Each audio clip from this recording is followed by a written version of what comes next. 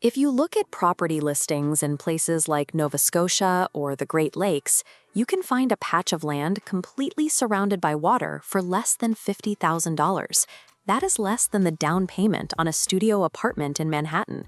Yet the people who buy these islands, fully grown adults with real money and detailed plans, frequently end up broke, defeated, and quietly trying to sell the property to anyone willing to take it.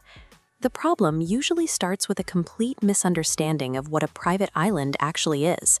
You are not buying a sovereign nation, you are not opting out of taxes, and you are not escaping government regulation. Every single law of the host country applies to you. Furthermore, you do not own the water. Commercial ships can sail past your shoreline whenever they please, and in dozens of countries, the strip of sand closest to the water is legally public. Anyone can walk along your beach at low tide, regardless of what your deed says. That $50,000 price tag is the top door into a highly regulated foreign real estate transaction. Analysts who track these transactions have found a consistent rule. Buyers of undeveloped islands routinely spend double their original purchase price just to make the land livable.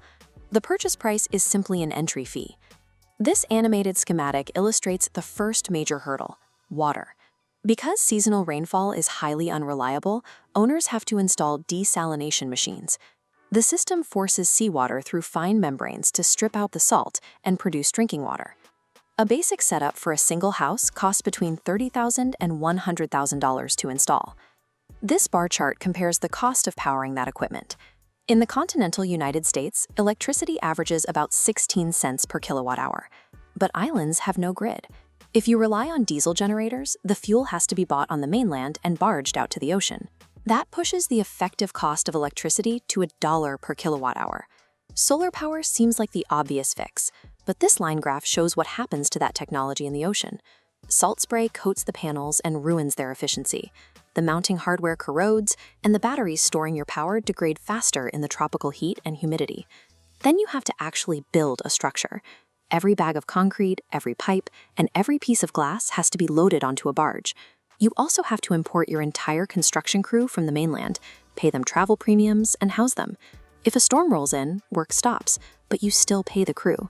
The logistics of artificially replicating a municipal grid in the middle of the ocean places a 1.5 to 2 times cost multiplier on standard mainland building rates. Once the island is built, the ocean immediately goes to work tearing it down.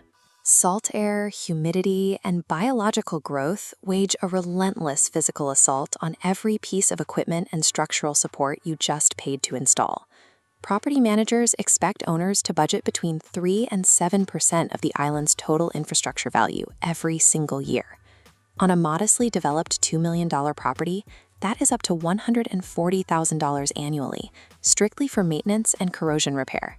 You also need a full-time caretaker to run the generators and check the water systems while you are gone, which runs up to $3,500 a month in the Caribbean. A captain for your boat adds another $3,000. And standard homeowners insurance will not touch a remote island. You have to purchase surplus lines coverage, a highly specialized, heavily exclusionary policy that easily costs $500,000 a year in hurricane-prone areas. Between the specialized insurance, the payroll, and the constant repairs, the baseline cost of simply letting the island exist runs into the hundreds of thousands of dollars annually, even if you never set foot on the beach.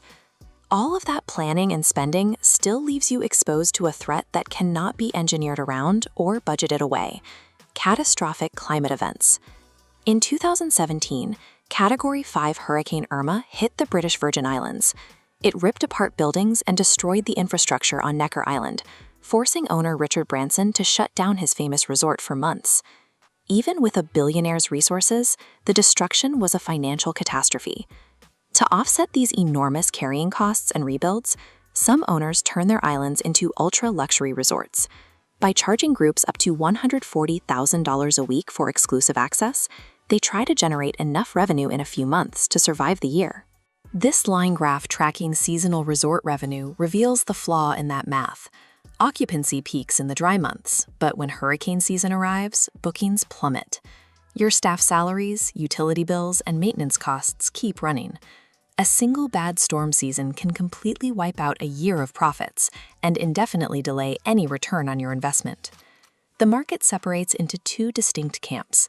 Trophy buyers with hundreds of millions in the bank accept the massive annual losses as the price of absolute privacy.